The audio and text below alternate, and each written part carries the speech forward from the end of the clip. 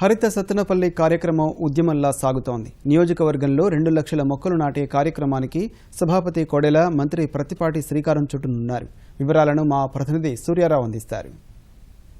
చిత్తూరు జిల్లాలో మొక్కలు నాటే కార్యక్రమం ఉద్యమంలా సాగుతుంది. మన ప్రతిపాడులో 185,000 మొక్కలు నాటితే ఇవాళ సత్తెనపల్లిలో ఏకంగా 2 లక్షల మొక్కలు నాటే కార్యక్రమానికి మరికొద్ది క్షణాల్లో శ్రీకారం చుట్టబోతున్నారు. సభాపతి కోడెల శివప్రసాదరావు నిర్వహణలో సాగుతున్న ఈ మొక్కల పండగ ఇక్కడ స్థానికుల్లో ఉత్సాహాన్ని రేపుతుంది. ప్రతి ఒక్కరు కూడా ఇళ్లలో అలాగే కార్యాలయాల్లో మొక్కలు నాటేందుకు సంసిద్ధమవుతున్నారు. ఇక్కడ ఏర్పాట్లు, ఇక్కడ స్థానికుల అభిప్రాయాలు మనం అడిగి తెలుసుకుందాం. అమ్మ, ఒకేసారి ఈ మొక్కలు నాటడం వల్ల మీకు ఎలా అనిపిస్తుంది? చాలా ఆనందంగా ఉందండి. చాలా అందరూ మొక్కలు నాటే కార్యక్రమం అనేది అందరూ చేయాలి. మనకి మొక్కల వల్ల చాలా ఉపయోగాలు ఉన్నాయి. మొక్కలు ఉంటేనే మనకి భవిష్యత్తు.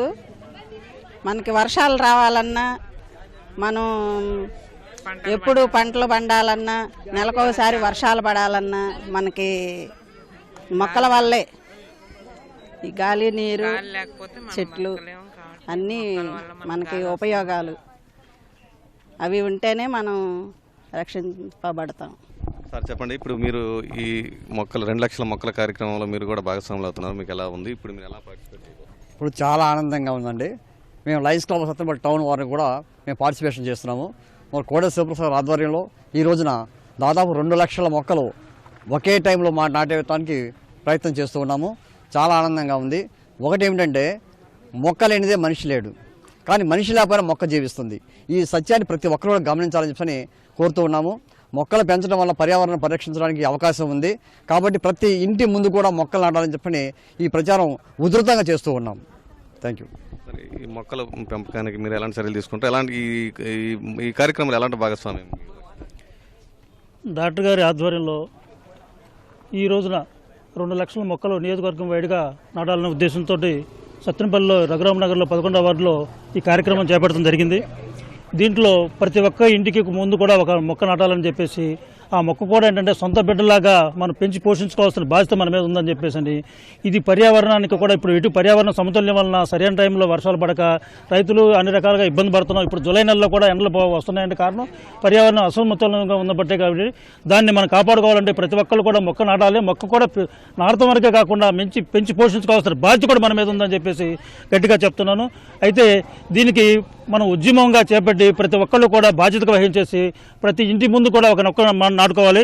ఖాళీ స్థలం కనుక ఇళ్ల ముందు కనుక ఉంటే ఇంకా ఒక్కొక్కళ్ళు 4-5 మొక్కలుగా తీసుకుని నాటాలని చెప్పి. అయితే గవర్నమెంట్ వారు కూడా ఏంటంటే మనకి పళ్ళ మొక్కలు సప్లై చేస్తున్నారు. మామిడి, సపోటా, దానిమ్మను, నారింజ, బత్తాయి సప్లై చేస్తున్నారు.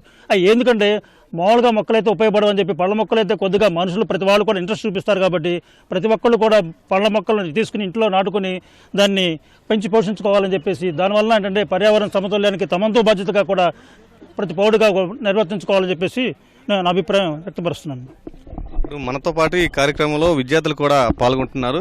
అసలు ఈ భావి భారత తరాలకు ఈ మొక్కలు ఎలాంటి ఉపయోగం ఉంది, వాళ్ళు ఎలా సంరక్షిస్తారో వాళ్ళు అడిగి మనం తెలుసుకున్నాం. చెప్పమ్మా, ఎలాంటి? నా పేరు సైదాబి, నేను ప్రగతి కాలేజీ ఇంటర్ సెకండ్ ఇయర్. మొక్కల వల్ల కాలుష్యాన్ని నివారించుకోవచ్చు. వర్షాలు పడతాయి బాగా. మొక్కల వల్ల మనం పర్యావరణాన్ని కాపాడుకోవచ్చు. వర్షాలు బాగా పడతాయి, అందువలన కాలుష్యాన్ని తగ్గిస్తాము. ఇళ్ళలో ప్రతి ఇంటిలో ఒక మొక్క నాటుకోవాలి. ఆ మొక్కల వల్ల మనకు చాలా నీడని ఇస్తాయి, అందువల్ల మనం చాలా సంతోషంగా ఉంటాము.